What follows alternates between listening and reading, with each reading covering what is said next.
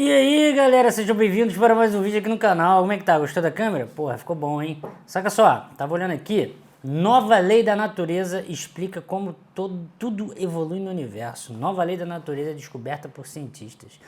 Lei desaparecida da natureza é proposta por cientistas. Entenda. Tava vendo aqui essas notícias que a galera me mandou. Falou, Jaime, o que você acha disso daí? Como é que tá esse negócio aí?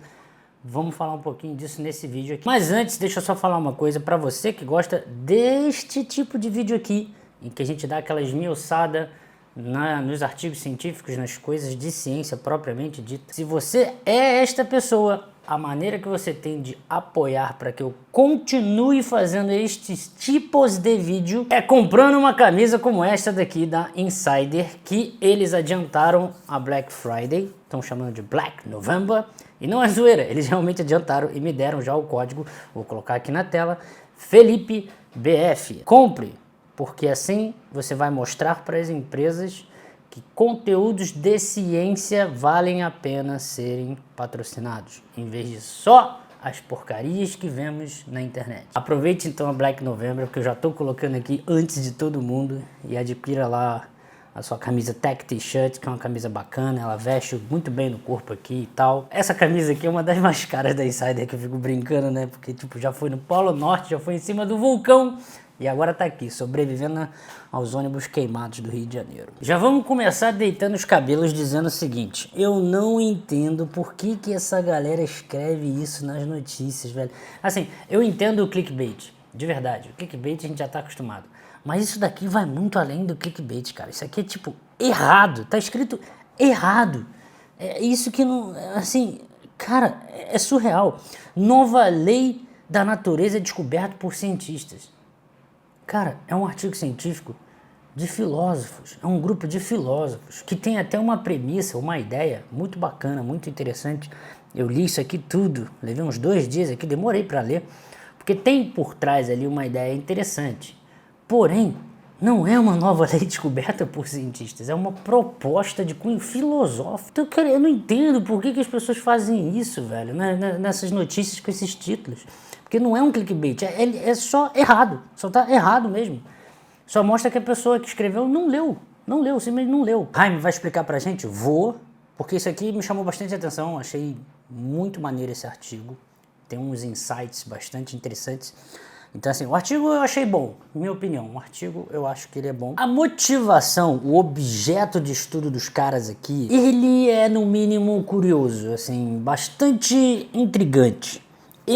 O que esses caras fizeram? Eles olharam para a história digamos, da física, da ciência em si, e eles tentaram encontrar padrões em diferentes leis da natureza. Um pequeno parênteses que eu tenho que fazer aqui antes. As leis na física, pelo menos, não são a mesma coisa que teorias científicas na física, nem mesmo são superiores ou inferiores. Teorias são caixas de ferramentas abrangentes para explicar um conjunto de coisas que acontecem no universo. As teorias usam as leis. Leis são afirmações mais diretas de coisas bem específicas, né? Como, por exemplo, sei lá, a lei de Snell para refração ali, as leis de Newton, as leis do eletromagnetismo, as leis da termodinâmica. São afirmações específicas, são coisas que acontecem com uma certa, vou dizer dessa maneira, regularidade na natureza. É diferente de uma teoria. Mais uma vez, a teoria, ela possui leis dentro dela, várias até. É ela que se propõe a explicar um conjunto de coisas, e não algo específico. Fecha parênteses. Esses caras aqui, um grupo de filósofos, eles olharam para as unificações que a física fez.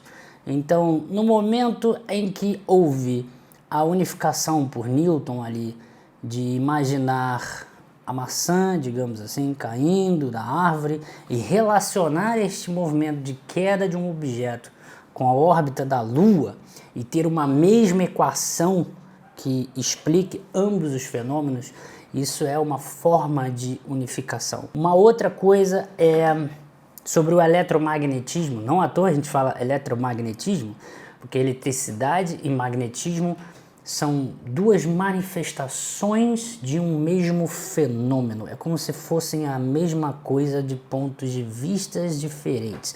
Não é exatamente a mesma coisa, mas possui uma profunda relação de uma coisa com a outra. E aí você tem ali as equações de Maxwell, aquela lei de Biot-Savart, tá vendo? É uma lei também, lei de Ampère, lei de Gauss, são leis que relacionam, né, magnetismo com eletricidade. Daí prestem atenção nisso daqui, ó. Enquanto a queda de uma maçã e a órbita da Lua são diferentes em várias maneiras, elas são similares com respeito à maçã e à Lua compartilharem uma propriedade que é ter massa. Então essa é uma propriedade, massa.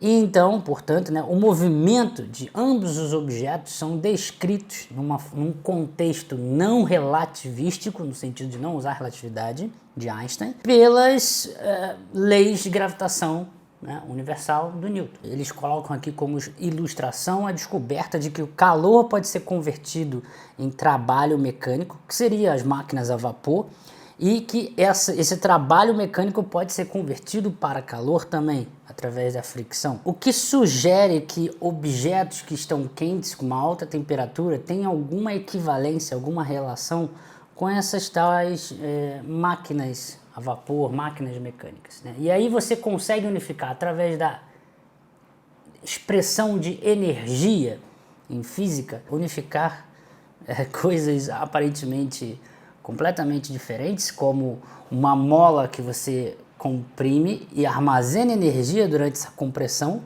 né, com máquinas térmicas a vapor ali, né? Então, há uma forma de você unificar estas coisas com simples equações. Daí eles olham para isso e pensam o seguinte: será que não existe uma equação não descoberta que possui uma propriedade comum, dessa como por exemplo massa, como por exemplo carga elétrica, algo nesse sentido, que possa descrever evolução de sistemas simples para complexos ao longo do tempo? Evolução, né? Temporal.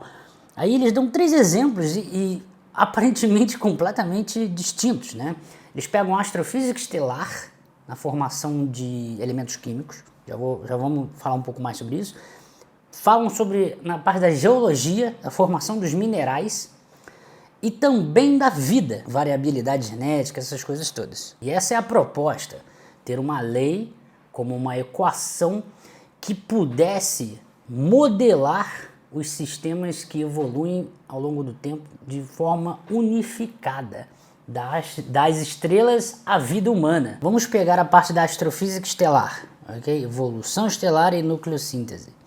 Qual é a ideia base e que realmente é interessante para pensar nisso? Nós temos como elemento mais abundante no universo hidrogênio, né? E teríamos ali uma parte em hélio. A questão é, o universo se evoluindo, né, existindo do jeito que está existindo, né, aqui assim, ele ao longo do tempo criou, formou coisas mais complexas a partir de coisas mais simples, e não ao contrário.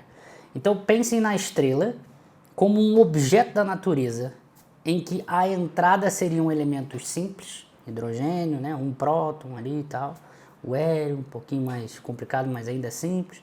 E aí vem carbono, oxigênio, nitrogênio, vem a supernova, estrelas de nêutrons, essas coisas todas formando toda a tabela periódica.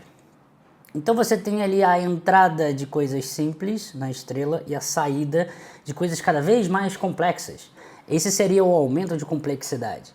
E a estrela, ela tenta, segundo o olhar desses filósofos aqui, ela tenta manter, digamos assim, uma certa dinâmica, meio que de sobrevivência, em tentar se manter estável fazendo essas produções até que ela morre. De forma análoga, a mesma coisa para os minerais, né? Dependendo do tipo de planeta e como ele se forma, e vai depender também de como já existia elementos químicos mais pesados na formação do planeta, né, de estrelas que já explodiram supernova e jogou esses elementos químicos mais pesados para outras partes do universo com outras nuvens de hidrogênio, e aí, digamos, aumentando a tal metalicidade que a gente chama de astronomia, né, deixando o ambiente com elementos químicos mais pesados, foi possível existir uma nova configuração ali para um planeta surgir e poder gerar coisas mais complexas ainda, como minerais cada vez mais complexos, que são os que a gente vê aqui na Terra. E quando aí a galera de geologia vai estudar, por exemplo, a parte planetária, vai ver a Lua, vai ver Júpiter, vai ver, sei lá, Marte, Vênus, essas coisas todas, e começa a observar minerais cada vez mais complexos, vindo de coisas mais simples. E aí, de forma não tão análoga, mas essa é a tentativa de unificação, você tem o sistema da vida, de você ter formas mais simples, se tornando coisas cada vez mais complexas, certo? Através da variabilidade. E aí o questionamento é esse: será que não existe alguma propriedade entre esses diferentes sistemas, a vida, os minerais e a astrofísica estelar ali, estrelas? Será que não existe alguma propriedade em que a gente poderia montar uma lei que diz que qualquer sistema, por exemplo, evoluindo temporalmente, vai pegar informações simples e transformar em coisas cada vez mais complexas? E é isso que eles propõem no artigo. Lei de aumento da informação funcional. Basicamente, sistemas irão evoluir quando várias configurações forem selecionadas para uma ou mais funções. Aí você tem que pensar o que é esse funções. Eles fazem um monte de discussão sobre o que é cada coisa ali. E é isso, uma lei que seria generalista, que pega, olha, qualquer coisa ali, planeta, estrela, átomos, minerais, qualquer coisa, tende a evoluir para estados de maior padronização, diversidade e complexidade. Diversidade é isso. Você pega um sistema ali que seria hidrogênio, hélio, e aí você tem as estrelas que pegam isso como entrada e cospem como saída, essas tais diversidades, né, de elementos químicos, de complexidade e padronização, enfim, que são toda a tabela periódica que a gente tem. Enfim, mesma coisa para os minerais, mesma coisa para a vida. Tem um questionamento, uma pergunta muito boa assim que está aqui no artigo, que é o seguinte: imaginem um universo, tá? Olha, pode alguma coisa neste universo ser distinguível, né? Se o universo inteiro fosse apenas uma sopa de matéria e energia, rapidamente dissipando, né, digamos assim, a energia através de flutuações randômicas por aí e esfriando, né, indefinidamente, a gente iria distinguir alguma coisa? Imagina que estivéssemos vivos, né? Imaginem o universo só de matéria e energia e tudo se dissipa, né? Segunda lei da termodinâmica, né? E aí, acabou.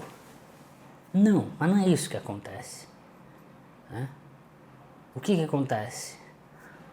Algumas coisas se formam, estrelas, galáxias. Então, essa é a investigação filosófica dos caras. Você tem as estrelas que pegam essas coisas mais simples e transformam em coisas mais complexas, né? Aí você tem a vida que vai se tornando mais complexa. Aí você tem minerais que, sem um estado anterior, você não tem como ter esse estado futuro, onde as coisas são mais complexas, mais variáveis, né? Essa investigação é muito boa, cara, é muito interessante. Qual que seria essa propriedade em comum, né, para essa formulação de uma nova lei? Eles sugerem aqui que seria a informação e que seria medida em bits. Postulou aqui, sabe? Então, todas essas equações da física que a gente tem unificando fenômenos possuem diversos parâmetros quantitativos: massa, energia, força, aceleração, essas coisas.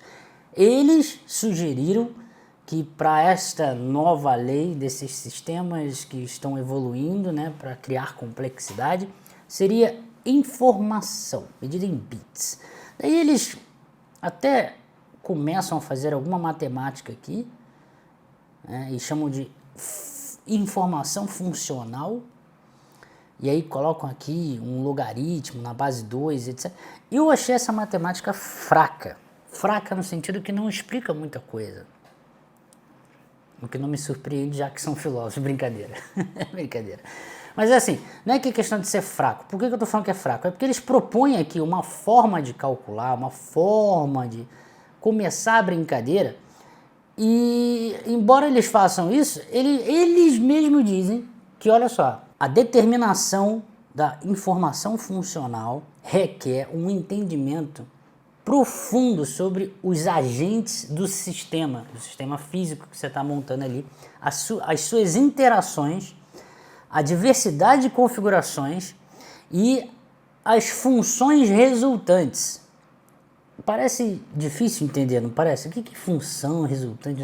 Sim, é difícil e eles não explicam direito. Pelo menos eu acho que eles não explicaram direito. A análise de informação funcional, com aquelas equações ali que eles propuseram, ela não é atualmente viável para a maioria dos sistemas evolutivos, digamos assim, atuais, complexos, porque a riqueza de combinação desse espaço de configurações diferentes que podem acontecer as coisas, ela é muito gigante. Aí tá aqui, até mesmo se pudéssemos analisar uma instância específica de uma configuração que gera uma função, vou explicar um pouquinho melhor o que eles querem dizer com função.